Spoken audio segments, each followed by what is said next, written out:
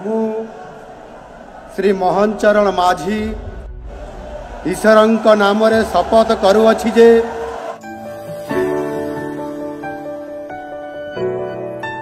श्री मोहन चरण माझी एई नाटी सारा राज्यवासी को स्तब्ध कर दिथिला सेदिन।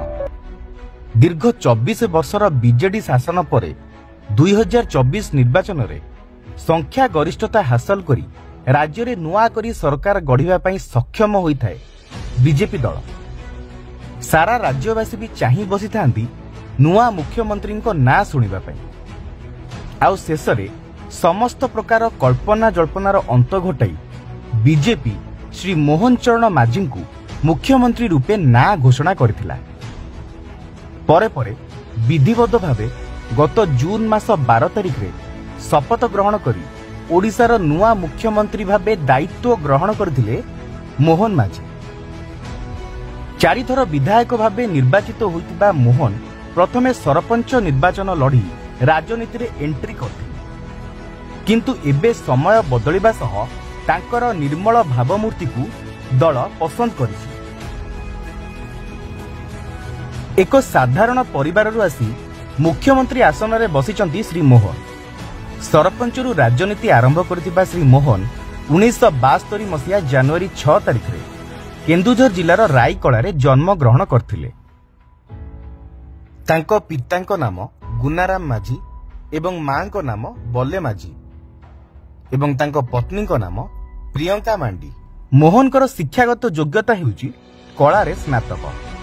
1993 रे चंपुआ चंद्रशेखर महाविद्यालय स्नातक शिक्षा शेष करथिले।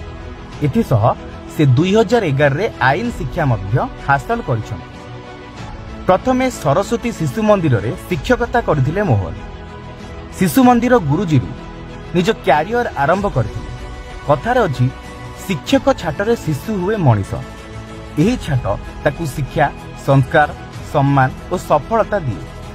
केवल भल छात्रटीए तैयारी करिबारे नुहे बरं शिक्षक माने नेतृत्व प्रदान और राष्ट्र निर्माण रे पराकाष्ठा प्रदर्शन करिथांती। जेबे जेबे शासन व्यवस्था रे संकट सृष्टि होईची समाज गुरुंको मार्गदर्शन लोड़ीची।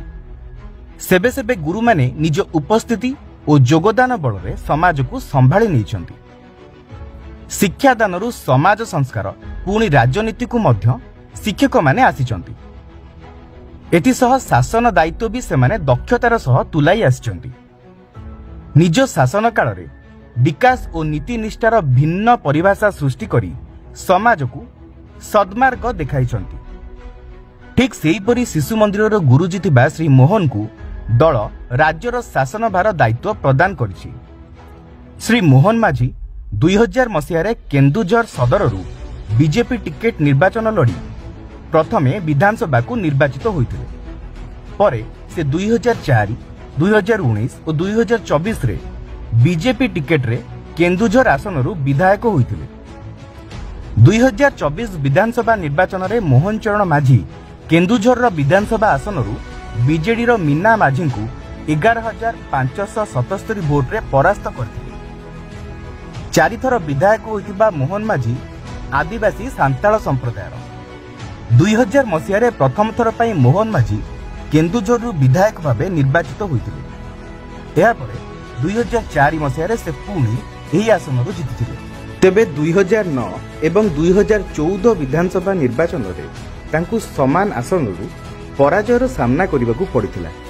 एहा परे 2019 एवं 2024 निर्वाचन रे लगातार भाव सेही आसन जीतिथिले। आज श्री मोहन चरण माझी राज्य रे मुख्यमंत्री रूपे कार्य करुछंती।